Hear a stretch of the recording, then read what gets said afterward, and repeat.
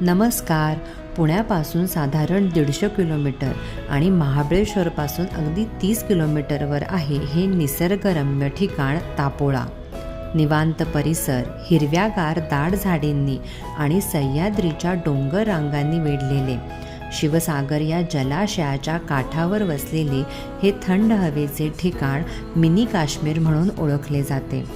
सोळशी व कोयना या नद्या तापोळ्याजवळ एकत्र येतात. वासोटा, जयगड आणि प्रतापगड हे किल्ले येथून जवळ आहेत. शिवाय नौका विहार, पॅराग्लायडिंगची सुविधा, राहण्याची आणि कॅम्पिंगची उत्तम सोय येथे आहे.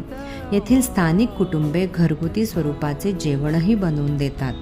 वर्दळ आणि धकाधकीच्या वातावरणातून विश्रांती आणि मनःशांती मिळवण्यासाठी या निसर्गरम्य पर्यटन स्थळाला एकदा तरी नक्की भेट द्या.